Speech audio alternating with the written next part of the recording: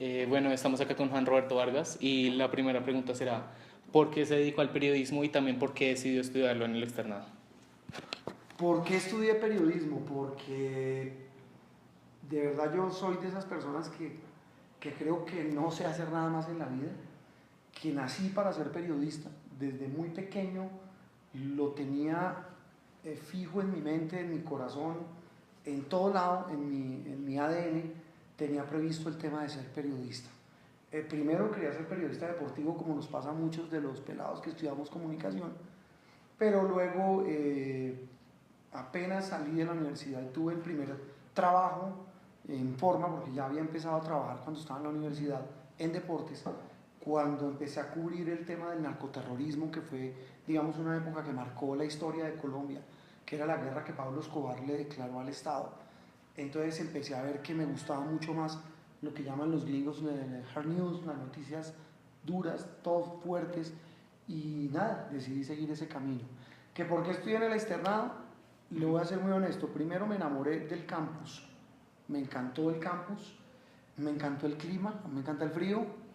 Y tercero, porque cuando fui, yo pasé en la Tadeo, en la Javeriana y en el externado. La verdad, el externado me pareció la mejor, me gustó mucho y pues creo que no me equivoqué. Y cuando usted decidió estudiar periodismo, ¿qué era lo que quería lograr además? ¿Había como alguna meta que usted deseara alcanzar antes de empezar? Claro que sí. Cuando ya empecé a trabajar, incluso antes lo que les decía, que pues obviamente mi meta era el periodismo deportivo, el fútbol sobre todo. Pero cuando empiezo ya a trabajar y como alternativa me ofrecen un trabajo en temas de noticias generales, incluso mucho antes, yo tenía más que una meta, un sueño, una obsesión, que era trabajar con los grandes del periodismo. Para mí era un sueño, era una obsesión trabajar al lado de Yamid Amat, que para mí ha sido toda mi vida mi gran ídolo. Después se convirtió en mi papá en el oficio. Para mí era una obsesión trabajar con Juan Gosaín.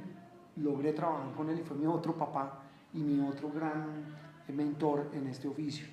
Entonces, para mí era trabajar con los más aguerridos, los más grandes, los monstruos en esa época del periodismo radial, que era donde uno los notaba mucho más ese periodismo, y luego pues terminé metido en la televisión, duré la verdad muy poco en radio, y esa era mi meta, esa era mi meta no era ni ser presentador, ni ser director como lo soy ahora, en ese momento. Después sí me fijé la meta de que yo quería dirigir un medio y pues he tenido la bendición después de 27 años de estar ejerciendo el oficio, de dirigir hoy el noticiero más visto de este país. Sí, señor, pues yo estoy consciente que usted ha pasado por lugares como CNI y digamos también en la W, pero digamos, ¿cómo fue para usted trabajar con Yamida Amat? ¿Si fue lo que usted esperaba?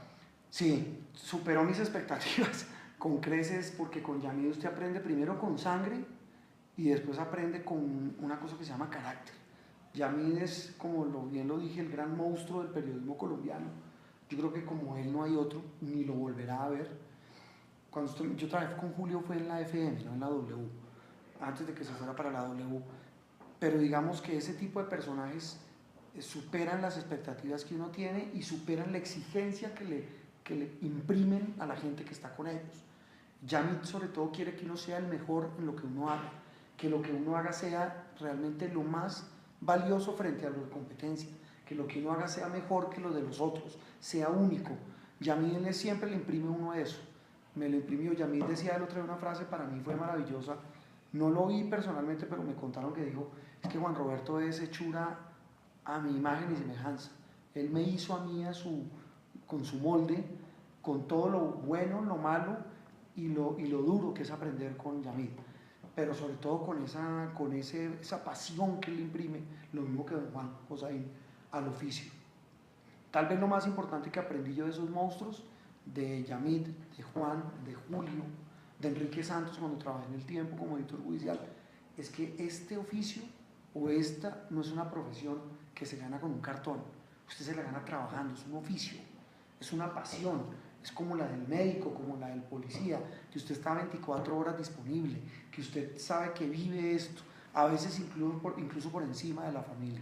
Eso tal vez es lo que más me inculcaron ellos como los grandes monstruos del periodismo colombiano.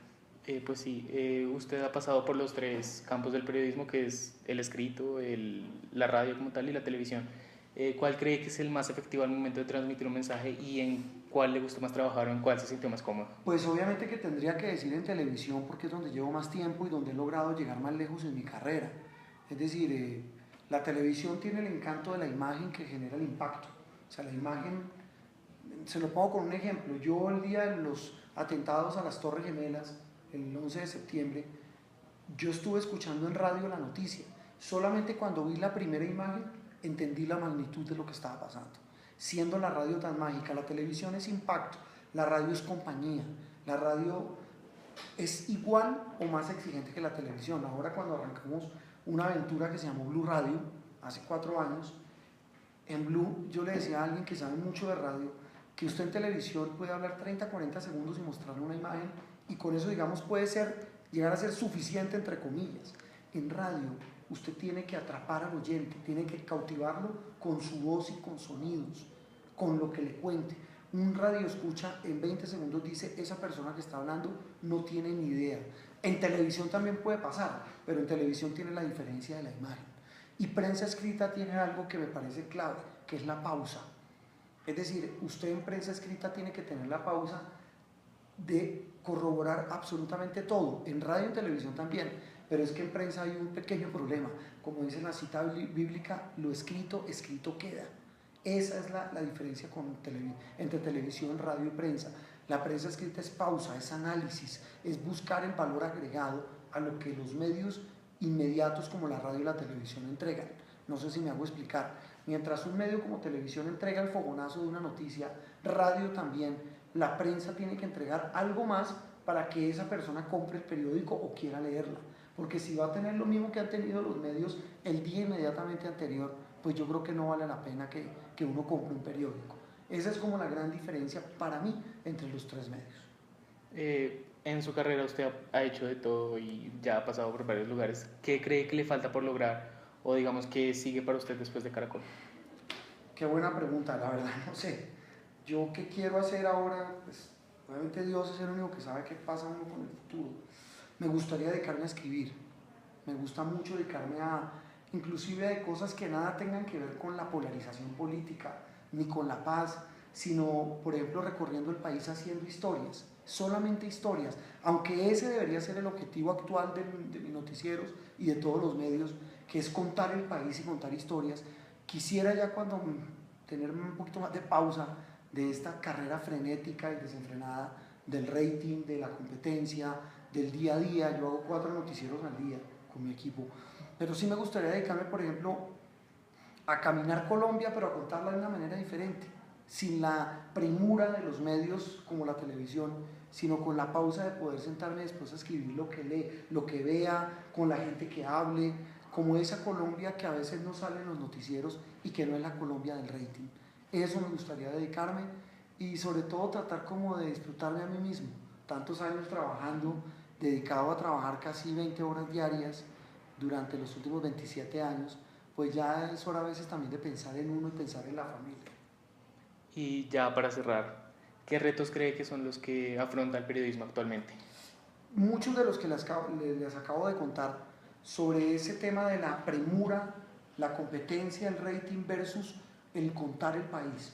Yo creo que el gran reto, por ejemplo, es enfrentar ese tsunami que se llama las redes sociales, pero no enfrentarlo como un adversario, sino enfrentarlo como una circunstancia de las sociedades modernas.